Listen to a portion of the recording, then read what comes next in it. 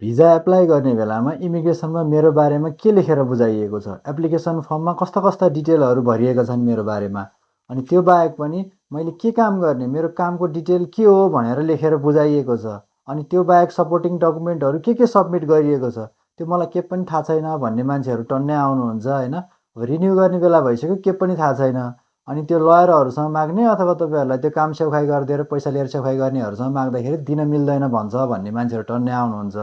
एक हिसाबले भन्नुपर्दाखेरि यो ग्योसे स्योसी सम्बन्धी ल हेर्नुहुन्छ भने त्यसरी दिन्न भन्नु, तपाईँको डकुमेन्ट के बुझाएको छ त्यसको कपी दिन्न भन्नु नै इलिगल हो। अब त्यसै गरी चलिरहेको जापानमा आजको भिडियोमा चाहिँ त्यसरी तपाईँहरूलाई केही थाहा छैन भने इमिग्रेसनमा बुझाएको डकुमेन्टहरू सबै मागेर तपाईँहरूले हेर्न मिल्छ। त्यो कसरी हेर्ने, एप्लिकेसन फर्महरू कसरी भर्ने म सर भरेर देखाउँछु। यो चाहिँ मेरो आफ्नै पहिलोचोटि स्टुडेन्ट भिजाबाट वर्किङ भिजा एप्लाई गर्दाखेरि इमिग्रेसनमा बुझाएको डकुमेन्टको कपी मगाएको हो मैले होइन। पहिलोचोटि एप्लाई गर्दा मेरो पनि लयरले नै गरिदिएको हो, त्यसपछि मात्र मैले आफैले गर्न थालेको हो। अब मलाई पनि अनेस्टली भन्नुपर्दा लयरले के बुझायो, कहाँ बुझायो आइडिया भएन होइन। मलाई अहिलेसम्म समस्या पनि परेन। अब आजकल चाहिँ त्यस्तो धेरै मान्छेहरूलाई समस्या परिरहेको कारण चाहिँ पहिला आफ्नै मगाएर हेरौँ, अनि के पठाइदिने रहेछ सबै चेक गरेर त्यसको आधारमा चाहिँ तपाईँहरूलाई भिडियोको मार्फत सेयर गरौँ भन्नको लागि मात्रै मगाएको। मलाई कुनै कामको लागि चाहिएर मगाएको चाहिँ होइन यो। मलाई उनीहरूले पठाइदिएको डकुमेन्ट चाहिँ यति हो, यता साइडबाट हेर्न सक्नुहुन्छ टन्नै छ होइन। यसको मतलब त्यो बेलामा भिजा एप्लाई गर्दाखेरि डकुमेन्ट पनि अलिक टन्नै बुझाएको रहेछ भन्ने मिनिङ भयो। अब यसभित्र चाहिँ मलाई चाहिने इन्फर्मेसनहरू सबै छ है त। त्यही भएर तपाईँहरूले मगाएर हेर्नुभयो भने नि तपाईँलाई चाहिने इन्फर्मेसन चाहिँ यसमा सबै हुन्छ होइन। अब कतै कतै अरू पर्सनल इन्फर्मेसनहरू हुन्छ नि, तपाईँले हेर्न नमिल्ने अरूको इन्फर्मेसनहरू मात्र कालो लगाएर पठाइदिन्छ यिनीहरूले। नभए चाहिँ सबै तपाईँलाई चाहिने इन्फर्मेसन चाहिँ ए टु जेडै छ है त। डकुमेन्ट बुझाएको ए टु जेड सबै यही हो मेरो। अब यसभित्र मैले हेर्न मिल्ने र हेर्न नमिल्नेलाई चाहिँ उनीहरूले छुट्याएर हेर्न मिल्नेलाई अब हेर्न मिल्ने नै गरी फोटोकपी पठाइदिएको छ, हेर्न नमिल्ने ठाउँहरूलाई चाहिँ कालो लगाएर पठाइदिएको छ। यति मगाएपछि चाहिँ तपाईँहरूलाई आफ्नो बारेमा चाहिँ सबै जानकारी हुन्छ होइन। सो अब यो डकुमेन्ट के आयो भन्ने भन्दा पनि अब कसरी एप्लाई गर्ने मेन इम्पोर्टेन्ट हुन्छ। ढिला नगरिकन म त्यो फर्महरू कसरी भर्ने अनि कसरी बुझाउने भन्ने कुरा सर एक्सप्लेन गर्छु है त।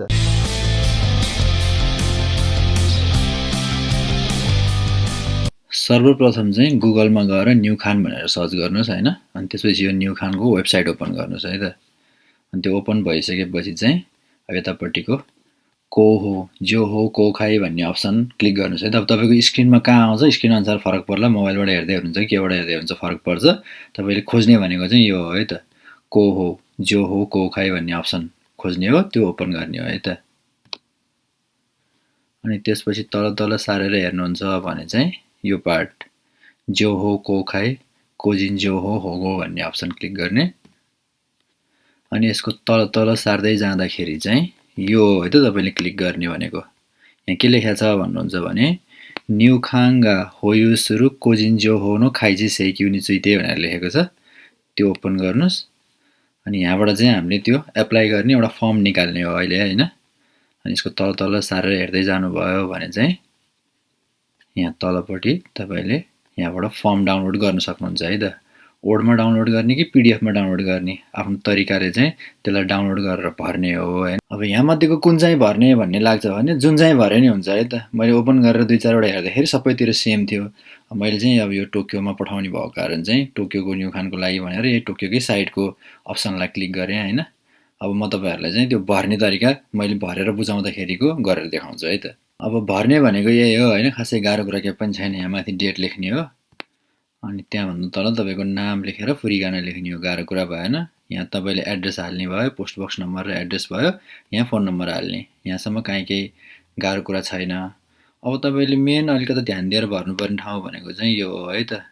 तपाईँले के चाहिँ मगाउँदै हुनुहुन्छ एकदम डिटेलमा लेख भनेर लेखिरहेको छ होइन। मैले चाहिँ के लेखेँ भने मैले पहिलोचोटि 2018मा चाहिँ स्टुडेन्ट भिजाबाट वर्किङ भिजाको लागि एप्लाई गरेको थिएँ हो। त्यो बेला मैले बुझाएको डकुमेन्ट चाहिँ सबै मलाई पठाइदिए भनेर चाहिँ मैले लेखेको छु यहाँ होइन। यहाँ के लेखेको छु भने 2018मा रिउगाको भिजाबाट स्युरो भिजामा हेङ्कौ गर्ने बेलामा बुझाएको यो application form plus application form सँगसँगै त्यो बेला बुझाएको डकुमेन्ट सबै भनेर लेखेको छु है त यहाँ यसरी हो। अब यो लेखिसकेपछि तपाईँले यतिकै छोडिदिनु भएको छ, धेरै लामो लेख्नु पर्दैन। अब लेख्ने तरिका चाहिँ सबको आफ्नो होला होइन। अब तपाईँले कपी गर्न मन लाग्छ भने यही तरिका कपी गर्नुभयो नि भयो। त्यो यति सालमा मैले यो भिजाबाट यो भिजा एप्लाई गर्दाखेरि चाहिँ बुझाएको जुन एप्लिकेसन फर्म प्लस त्योसँग बुझाएको डकुमेन्टहरू सबै यो इसिकी लेखेको छ नि, टेम्पु स्योरुई इसिकी लेखेको छ हो, यो चाहिँ सबै मलाई पठाइदिए भनेर लेखेको है त मैले, अरू केही गर्नु परेन। त्यसपछि 2 नम्बरमा आएर तपाईँहरूले यहाँ चाहिँ अब अप्सनल हो, तैपनि मैले चाहिँ पोस्ट बक्सबाट मगाउने भन्ने हिसाबले चाहिँ यो बिचको उचुसिनो युसो भन्ने ठाउँमा टिक लगाएर पठाएँ होइन। अनि यहाँभन्दा तल तेस्रो हो है त, तपाईँले यहाँ टाँसेर पठाउनुपर्छ एउटा होइन, त्यसलाई भनिन्छ स्युन्यु इन्ची भन्छ। यो स्युन्यु इन्ची भनेको चाहिँ अब एक क्यानको लागि एउटाको लागि 300 भनेको छ, एक पेजको लागि होइन है त। यो एउटा डकुमेन्ट पठाउँदाखेरि एउटा 300 को स्युन्यु इन्ची टाँसेर पठाए हुन्छ है त। अब स्युन्यु इन्ची कहाँ किन्ने भन्नुहुन्छ भने चाहिँ जेपीको अब पोस्ट अफिस जानुहोस् होइन, पोस्ट अफिसमा गएर चाहिँ मलाई 300 एनको स्युन्यु इन्चीले भनेर भन्नुभयो भने उनीहरूले दिन्छ है त। अनि यो अहिले यो मार्क लगाइरहेको ठाउँ छ नि मैले, त्यहाँ टाँच्नु होला है त। अनि यहाँभन्दा तल भनेको चाहिँ होन्निन खाकुनिन स्योरुई हो होइन। अब तपाईँले चाहिँ खाइजी सेक्यु गर्ने मगाउने मान्छे को हो भन्नेमा फरक पर्छ होइन। तपाईँ आफैले मगाउने हो भने यो होन्निनमा टिक लगाउनु पर्यो। अब तपाईँको रिप्रेजेन्टेटिभहरूले गर्ने हो भने त्यो अर्कै कुरा हुन्छ, नर्मल्ली आफैले गरिन्छ, त्यो कारण चाहिँ यो होन्निनमा टिक लगाउनु होइन। अनि त्यसपछि भनेको तपाईँहरूले पठाउनु पर्ने डकुमेन्टहरू हुन्छ है त। होन्निन खाकुनिनको चाहिँ डकुमेन्ट पठाउनु पर्ने हुन्छ, यहाँ देखिरहेछ नि मेङ्क्योस्यो देखिरहेछ होइन, अनि कोजिन बाङ्गो माइ नम्बर कार्डहरू देखिरहेछ, जाइरु कार्डहरू भनिरहेको छ होइन। सो अब यसमध्ये चाहिँ कुनै एउटा चुज गर्नुहोस् है त, कुनै एउटा चुज गरेर अब हामीले नर्मल्ली अब जाइरु कार्डै बुझाउने त हो, जाइरु कार्डको बोथ साइड प्रिन्ट गर्नुहोस् है त। सो जाइरु कार्डको बोथ साइड प्रिन्ट गरिसकेपछि यदि तपाईँले मगाउने चाहिँ पोस्ट अफिसबाट हो युबिनक्योकोबाट हो भन्नुहुन्छ भने चाहिँ त्यो सँगसँगै अर्को एउटा डकुमेन्ट पनि सबमिट गर्नुपर्छ। त्यो भनेको चाहिँ तपाईँको ज्युमिङ हो है त। अब त्यसमा तपाईँले माइ नम्बर चाहिँ राख्नु पर्दैन है, माइ नम्बरहरू नराख्नु होला।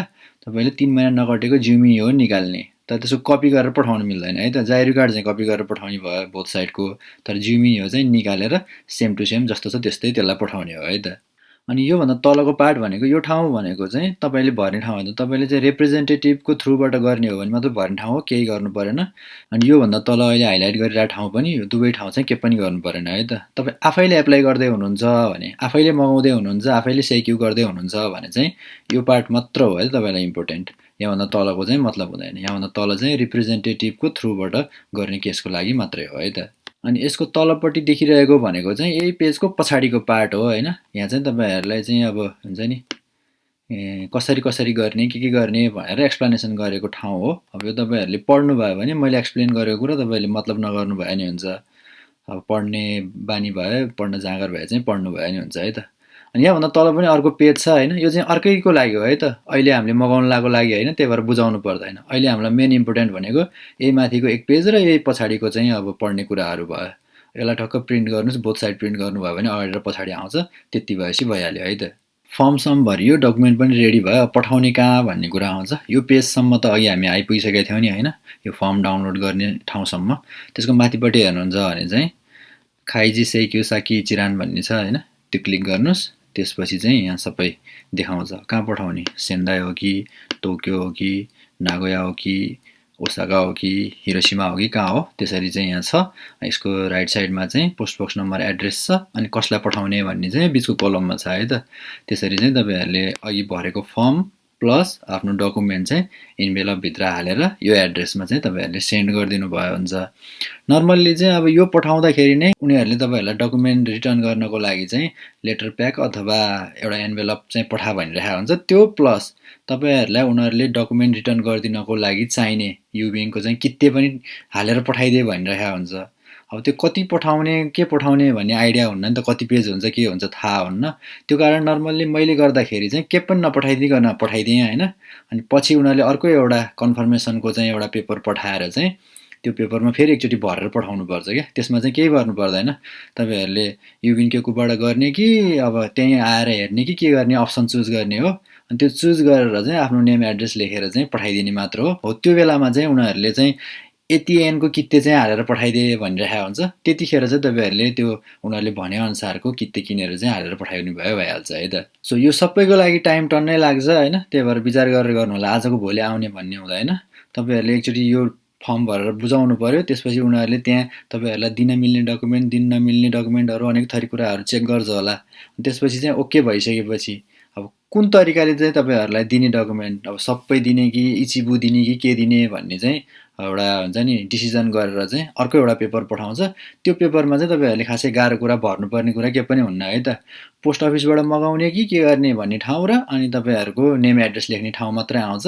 अनि तपाईँहरूलाई डकुमेन्ट पठाइदिनको लागि कित्ते कतिको लाग्छ त्यसको बारेमा चाहिँ लेखेर आएको हुन्छ अनि उनीहरूले भनेअनुसारको अमाउन्टको कित्ते हालेर पठाइदिनु भयो। त्यसरी पठाइसकेपछि चाहिँ त्यसको चाहिँ 1-1.5 हप्ता पनि लाग्दैन, छिट्टै आउँछ है त। अनि अर्को कुरा तपाईँहरूले अहिले डकुमेन्ट पठाउँदाखेरि चाहिँ डकुमेन्ट नबिगारिकन पठाउनु होला है त। त्यहाँ मेन ऐको भनेको एउटा फर्म भयो, त्यो भर्न सिकाएँ मैले।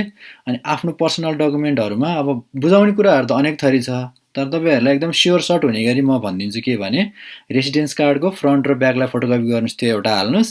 अनि भर्खरै निकालेको 30 दिन नकटेको जिमियो निकालेर हालेर पठाउनुहोस्, त्यति भएपछि चाहिँ हुन्छ है त। अब पठाउन त अरू कुरा नि सकिन्छ। अब अरू कुराहरूको कुरा नगरिकन मैले रेसिडेन्स कार्ड र त्यसको लागि मात्र भनिदिएको अहिले होइन। त्यो बाहेक चाहिँ तपाईँहरूले त्यहाँ लेखेको कुरा पढेर चाहिँ आफूलाई मन लागेको अरू जुनसुकै डकुमेन्ट पनि पठाउन चाहिँ सक्नुहुन्छ है त।